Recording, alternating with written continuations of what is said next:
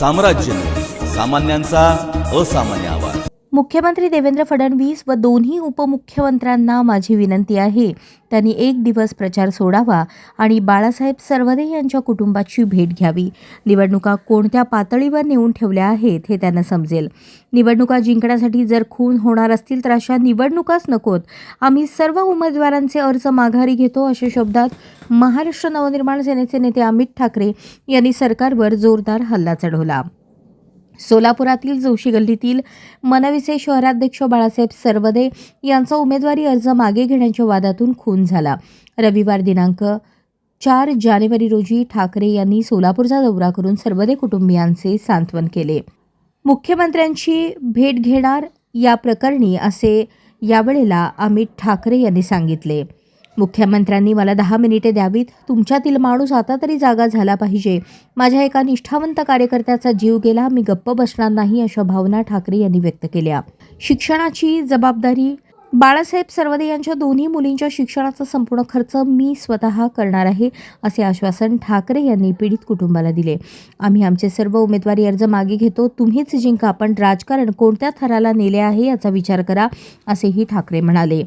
बाळासाहेब सरवदे कुटुंबियांच्या सांत्वनासाठी अमित ठाकरे आल्यानंतर त्यांना पाहताच दोन्ही मुली, पत्नी आणि आईने टाहो फोडला।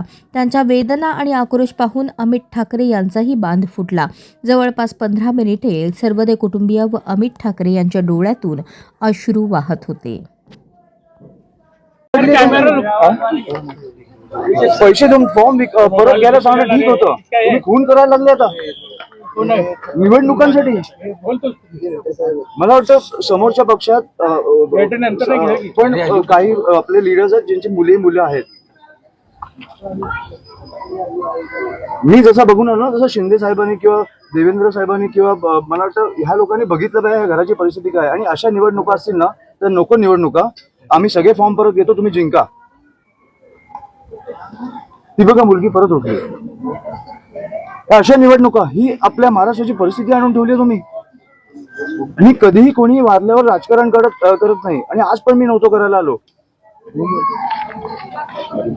पण तुम्हाला कधीतरी कळणार आहे की नाही की तुमचे राज्य कुठे नेऊन ठेवलं तुम्ही। मला वाटतं आपल्या सगळ्यातला एक माणूस जागा झाला पाहिजे आणि ह्या गोष्टींचा विचार केला पाहिजे।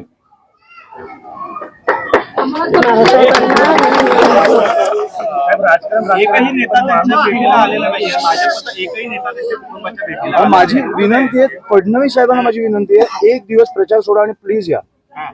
तुम्हाला निवडणुका काय कुठच्या पातळीला नेऊन ठेवल्यात ना आपल्याला कळतील, आणि माझी विनंती आहे त्यांना। मोठे नेते आहेत, पण मला वाटतं की आपल्या राज्याचे मुख्यमंत्री आहेत, कुठेतरी आपलं राज्य कुठे चाललंय हे त्यांनी पण बघितलं पाहिजे। ही कुठची परिस्थिती आहे, एक आई, एक बायको, 2 मुली आज अस्थि विसर्जन करून आल्यात, कशासाठी? निवडणुकीसाठी। ह्याची उत्तरं मला मिळालीच पाहिजे, आणि बाळासाहेबांना न्याय हा मिळालाच पाहिजे।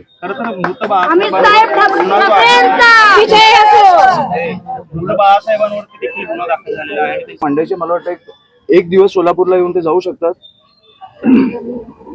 ही राजकारणाची परिस्थिती मी सहन नाही करू शकत, आपलं राज्य असं नाही असू शकत, आणि मला वाटतं सोलापूरकर म्हणून पण तुम्ही विचार केला पाहिजे की हे कुठे नेतंय आपलं शहर। बाकी सगळं ठीक आहे, 70 ठिकाणी तुम्ही जिंकला, बिनविरोध जिंका, मजा करा, पुढे 5 वर्ष 10 वर्ष रस्त्यांची वाट लावा, सगळं करा, खून नाही झाले पाहिजे। तुम्ही खुनापर्यंत पोहोचताय